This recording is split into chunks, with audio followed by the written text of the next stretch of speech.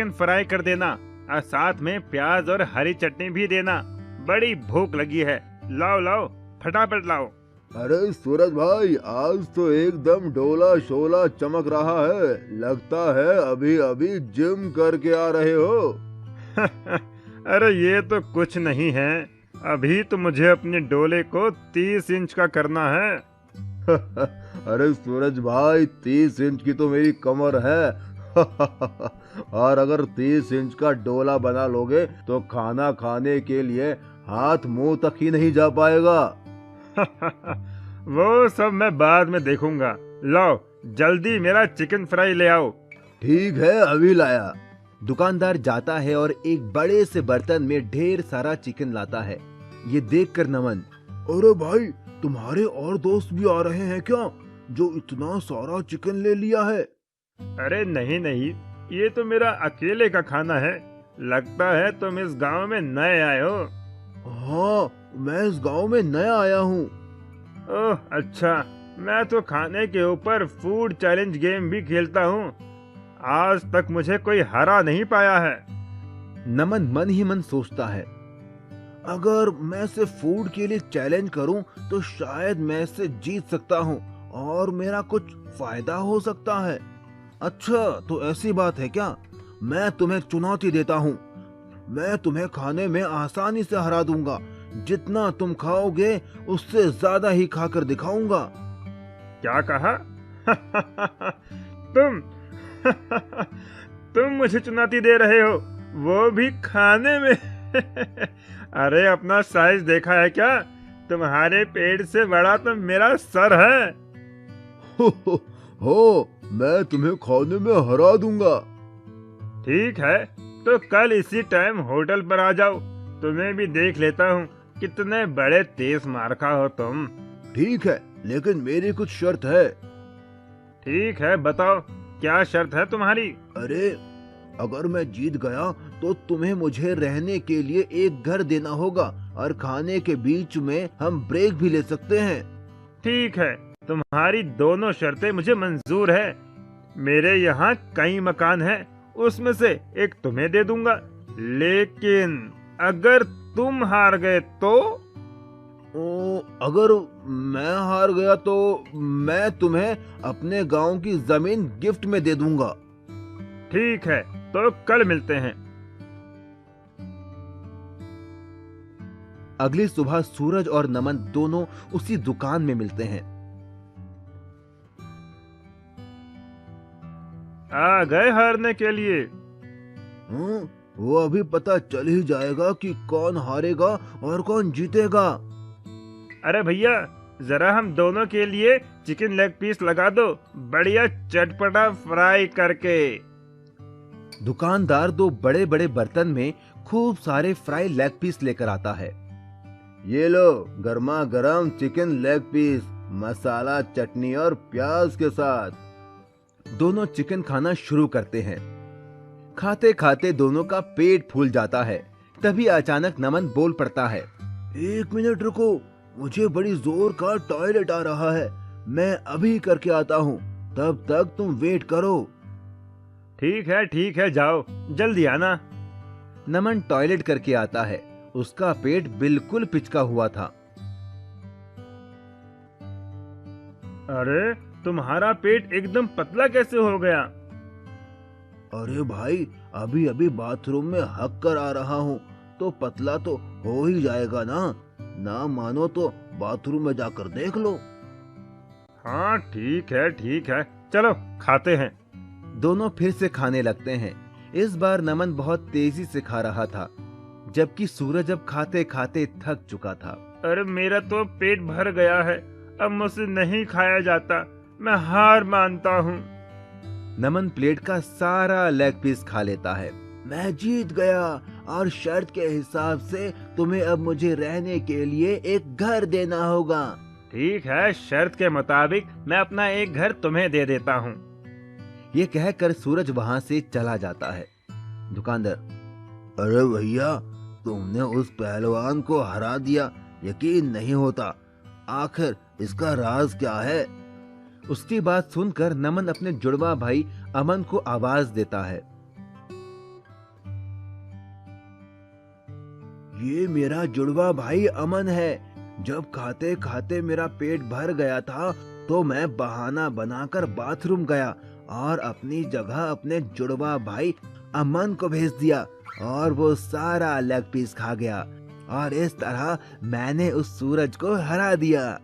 इतना कहकर नमन और अमन खुशी खुशी वहां से चले गए। मैजिकल हैन। उत्तर प्रदेश के गांव में अब्दुल नाम का एक मेहनती इंसान रहता था जो ऑमलेट बेचकर अपना घर चलाता था। उसकी एक रजिया नाम की लड़की थी जिसका सपना था डॉक्टर बनने का और वो उसके लिए दिन रात मेहनत करती थी। वो जब भी अपने पापा का हाथ बटाने आती तो उसके पिताजी मना कर देते। नहीं बेटी, तुम ये ऑमलेट मत बनाओ, तुम्हें तो बड़े होकर डॉक्टर बनना है। ठीक है पिताजी, लेकिन जिस दिन मैं डॉक्टर बन जाऊंगी आपको काम नहीं करने दूंगी, आप बस आराम करना। पर एक दिन कुछ ऐसा हुआ कि रजिया के डॉक्टर बनने का सपना टूट सा गया। रजिया के पिता का एक्सीडेंट हो गया और डॉक्टर ने उन्हें 2 साल तक बिस्तर से उठने के लिए मना कर दिया। रजिया को ऑमलेट बनाना आता ही नहीं था, ना ही वो ठेला लगा सकती थी, इसीलिए वो जंगल जाकर लकड़ियां बिनकर लाती और उन्हें शहर में बेचकर अपने परिवार का पेट पालती। उसकी पढ़ाई भी पूरी तरह छूट गई। एक बार जब वो लकड़ियां बिनने पास के जंगल गई तो उसे किसी के रोने की आवाज आई। मुझे बचाओ, मुझे बचाओ, बचाओ मुझे। रजिया दौड़कर उस आवाज की ओर गई। उसने देखा एक अजीब सी दिखने वाली बूढ़ी औरत रो रही थी। उसके पूरे शरीर पर घाव और फोड़े थे। उसने जाकर उससे पूछा, माँ जी, आपको क्या हुआ है? मुझे एक बहुत खतरनाक बीमारी है जिस वजह से मेरा शरीर धीरे धीरे गल रहा है। अगर पास वाली पवित्र नदी से पानी लाकर मुझ पर छिड़का जाए तो मैं ठीक हो जाऊंगी, लेकिन एक शर्त है। कैसी शर्त माँ जी? मैं तो उस पानी से ठीक हो जाऊंगी, लेकिन मुझको ठीक करने वाले इंसान को ये बीमारी हो जाएगी। रजिया ने कुछ सोचा और कहा, कोई बात नहीं, मैं आपको यूं दर्द में नहीं देख सकती। आप मेरी दादी की उम्र की हो, मैं आपकी बीमारी लेने को तैयार हूँ। इतना कहकर वो जाने लगी, लेकिन तभी उस बूढ़ी औरत ने उसे रोका और वो औरत एक खूबसूरत परी में बदल गई और रजिया से बोली, मैं तो बस तुम्हारी परीक्षा ले रही थी। आज तक तुम जैसा भला इंसान मैंने कभी नहीं देखा जो दूसरों का दर्द और बीमारी अपने ऊपर ले। बोलो, तुम्हें क्या तकलीफ है? फिर रजिया ने सारी बात परी को बताई कि कैसे पिता का ऑमलेट का ठेला ना लग पाने की वजह से उनका परिवार भूखा मर रहा है। उसकी बात सुनकर उस परी ने एक मुर्गी रजिया को देकर कहा, ये एक जादुई मुर्गी है, बाकी मुर्गियाँ तो सिर्फ अंडे देती हैं, ये मुर्गी तो सीधा ऑमलेट देगी, वो तुम जितने चाहोगी उतने। रजिया उस जादुई मुर्गी को लेकर घर आ गई और उसने फिर से ठेला लगाना शुरू कर दिया। वो एक कमरे में मुर्गी को छिपाकर ऑमलेट बनाने का नाटक करने लगी ताकि किसी को जादुई मुर्गी का पता ना चले। वो मुर्गी दिन में जितने ऑमलेट चाहे उतने देती। यही नहीं, उसके ऑमलेट सबसे टेस्टी थे। इस वजह से बाकी ऑमलेट बेचने वालों के यहाँ लोगों ने आना बंद कर दिया। इस बात से जलकर उनके पड़ोसी सलमान ने चुपके से उस कमरे में झांका तो उसे वो जादुई मुर्गी दिख गई। उसके मन में लालच आ गया और वो मुर्गी चुराकर घर ले आया। अब मैं भी इस जादुई मुर्गी से ऑमलेट बनाकर बेचूंगा और अमीर बन जाऊंगा। चल मुर्गी, वैसा ही टेस्टी ऑमलेट दे और मुझे अमीर बना दे। लेकिन उस जादुई मुर्गी ने बदले में उसे इतना कड़वा और बदबूदार ऑमलेट दिया जिसे खाकर लोगों ने उल्टी के साथ ही लालची सलमान की पिटाई लगा दी और वो जादुई मुर्गी वापस रजिया के घर चली गई। रजिया फिर से जादुई मुर्गी का ऑमलेट बेचकर पैसे कमाने लगी और एक दिन डॉक्टर बन गई। उसके पिता अब्दुल भी ठीक हो गए। इसके बाद रजिया ने उस मुर्गी को जाने की इजाजत दे दी क्योंकि अब वो मेहनत करके पैसा कमा सकती थी। Underground food challenge. एक गांव में एक हुक्कू नाम का आदमी रहता था। वो देखने में हट्टा कट्टा मोटा तगड़ा था। हुक्कू बहुत ज्यादा खाने का शौकीन था। हुक्कू अपने खाने की वजह से पूरे गांव में मशहूर था। वो लोगों के साथ तरह तरह के फूड चैलेंज करता था और जीतता भी था। हुक्कू ने एक कुत्ता भी पाला हुआ था। वो जिस भी फूड चैलेंज में जाता अपने कुत्ते को साथ लेकर जाता। उसी गांव में सोनू नाम का एक आदमी अपनी बीवी कविता के साथ रहता था। सोनू एक गरीब आदमी था, लेकिन वो अक्लमंद था। एक दिन हुक्कू ढाबे पर बैठकर चाय पी रहा था। तभी वहाँ सोनू आता है और वो एक कप चाय लेकर पीने लगता है। अरे, तुम तो वही हो ना जो लोगों के साथ तरह तरह के फूड चैलेंज रखता है? हाँ, तुमने सही पहचाना, मेरा नाम हुक्कू है। हम जैसों को तो पेट भरने के लिए पैसे कमाने पड़ते हैं, लेकिन तुम तो अपना पेट भरने के साथ पैसे कमाते हो। बढ़िया काम है। मेरे जितना खाना खाना बच्चों का खेल नहीं है।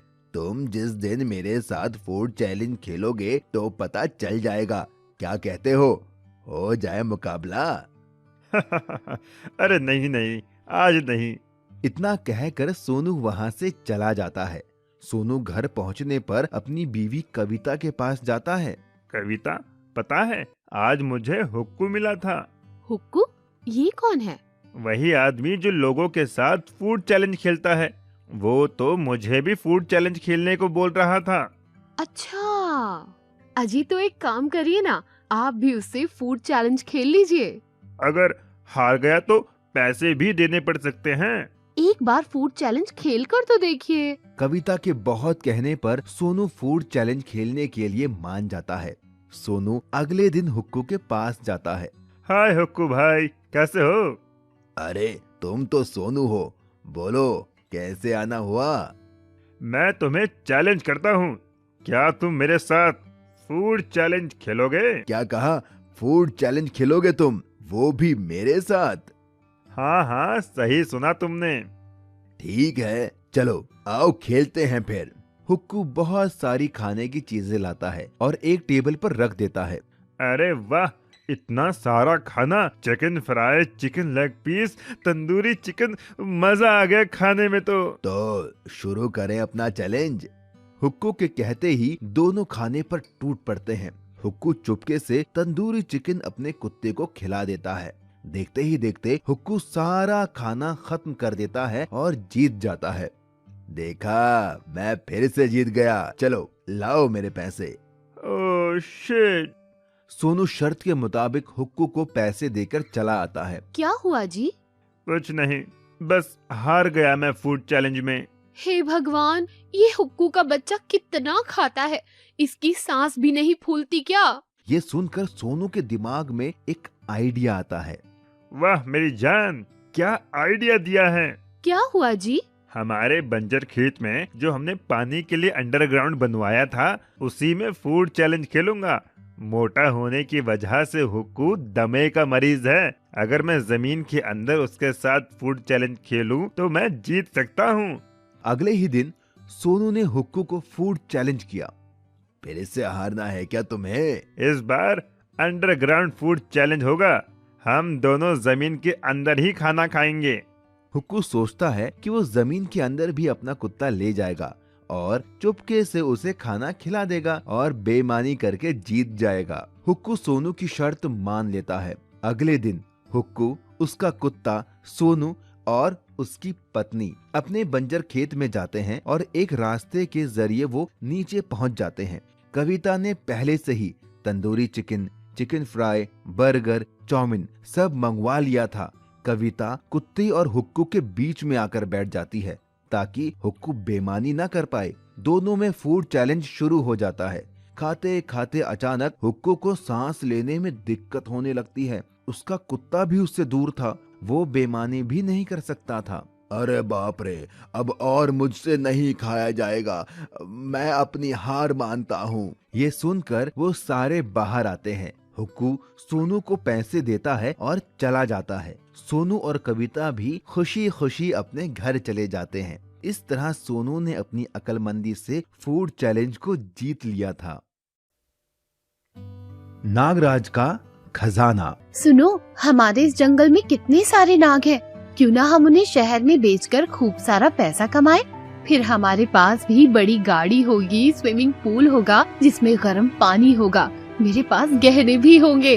हाँ, सही कहा, हम ऐसा ही करते हैं। फिर हमारे पास भी शहर में बड़ा घर होगा। चलो अभी जंगल जाते हैं और नाग पकड़ कर लाते हैं। ये कहकर दोनों एक बड़ा थैला लेकर जंगल की ओर नाग पकड़ने निकल गए। लेकिन उनकी ये बात उनके पड़ोस में रहने वाली एक लड़की सीता ने सुन ली और उसने अपने पिता को बताया। पिताजी, मैंने बगल वाले पति पत्नी को नाग पकड़कर शहर में बेचने की बात सुनी। ऐसे तो हमारे जंगल के सारे नाग खत्म हो जाएंगे। सही कहा, ये नाग और बाकी जानवर हमारी प्रकृति के लिए बहुत जरूरी है। अगर ये जानवर नहीं होंगे तो ना तो ये जंगल होगा और ना ही इस धरती पर जीवन। हमें उन्हें रोकना होगा। मेरे पास एक प्लान है। इतना कहकर वो बाप बेटी उन पति पत्नी से नागों को बचाने के लिए उनके घर के पीछे झाड़ियों में छिप गए। थोड़ी ही देर में वो पति पत्नी अपने बड़े से थैले में ढेर सारे नाग नागिन पकड़कर ले आए और उन्हें आंगन में रखकर सुबह शहर में बेचने का प्लान करने लगे और धीरे धीरे दोनों सो गए। लेकिन जैसे ही वो सोए, सीता और उसके पिता उन पति पत्नी के घर चुपके से पहुंच गए और चुपके से उनके नागों का वो थैला उठा ले आए। पिताजी, हमने नाग लालचियों के घर से चुरा तो लिए, लेकिन अब इनको करेंगे क्या? मैं जंगल में एक जगह जानता हूँ जहाँ सांपों के घर बने हुए हैं। हम इन नागों को वहीं आजाद कराते हैं। ये कहकर वो दोनों घने जंगल की ओर चल दिए और उन्होंने वो थैला खोलकर उन नागों को आजाद कर दिया। लेकिन जैसे ही वो नाग बाहर आए, वो सारी जगह हीरे जवाहरात, सोने, चांदी और ढेर सारे पैसों से भर गई। तभी उन नागों का राजा नागराज बोला, तुम दोनों ने हम नागों को उन लालची पति पत्नियों की कैद से आजाद करके बहुत पुण्य का काम किया है। मैं नागों का राजा नागराज हूँ और मैं अपना ये सारा खजाना तुम्हें देता हूँ। तुम ये ले जाओ और अपनी बाकी की जिंदगी आराम से जीना। सीता और उसके पिता ने उन नागों का धन्यवाद दिया और सारा खजाना लेकर घर आ गए। पर रास्ते में उन्हें वो लालची पति पत्नी मिले। उन्होंने उनसे पूछा कि वो ये खजाना कहाँ से लाए। जब सीता और उसके पिता ने उन्हें कुछ नहीं बताया तो वो उनके पैरों के निशान का पीछा करते हुए उस जगह पर पहुंच गए जहां वो खजाना था। और जैसे ही उन्होंने नागराज का वो खजाना देखा, वो खुश हो गए। वाह, यहाँ तो कितना सारा खजाना है। हम ये खजाना ले लेते हैं और मजे से जिंदगी काटेंगे। हाँ, चलो ये खजाना ले चलते हैं। लेकिन वो नहीं जानते थे कि नागराज ने उन्हें फंसाने के लिए ये जाल बिछाया था। जैसे ही उन लालची पति पत्नी ने वो खजाना छुआ, वो खजाना गायब हो गया और वहाँ वो सारे नाग आ गए जिन्हें उन्होंने पकड़ा था और सब ने उन्हें अपना बदला लेने के लिए डस लिया और उन्हें उनके पापों की सजा मिल गई। तभी कहते हैं, लालच करना बुरी बात है और किसी की मदद करना अच्छी बात है। Underground food challenge. एक गांव में एक हुक्कू नाम का आदमी रहता था। वो देखने में हट्टा कट्टा मोटा तगड़ा था। हुक्कू बहुत ज्यादा खाने का शौकीन था। हुक्कू अपने खाने की वजह से पूरे गांव में मशहूर था। वो लोगों के साथ तरह तरह के फूड चैलेंज करता था और जीतता भी था। हुक्कू ने एक कुत्ता भी पाला हुआ था। वो जिस भी फूड चैलेंज में जाता, अपने कुत्ते को साथ लेकर जाता। उसी गांव में सोनू नाम का एक आदमी अपनी बीवी कविता के साथ रहता था। सोनू एक गरीब आदमी था, लेकिन वो अक्लमंद था। एक दिन हुक्कू ढाबे पर बैठकर चाय पी रहा था। तभी वहाँ सोनू आता है और वो एक कप चाय लेकर पीने लगता है। अरे, तुम तो वही हो ना जो लोगों के साथ तरह तरह के फूड चैलेंज रखता है? हाँ, तुमने सही पहचाना। मेरा नाम हुक्कू है। हम जैसों को तो पेट भरने के लिए पैसे कमाने पड़ते हैं, लेकिन तुम तो अपना पेट भरने के साथ पैसे कमाते हो। बढ़िया काम है। मेरे जितना खाना खाना बच्चों का खेल नहीं है। तुम जिस दिन मेरे साथ फूड चैलेंज खेलोगे तो पता चल जाएगा। क्या कहते हो जाए मुकाबला? अरे नहीं नहीं, आज नहीं। इतना कहकर सोनू वहाँ से चला जाता है। सोनू घर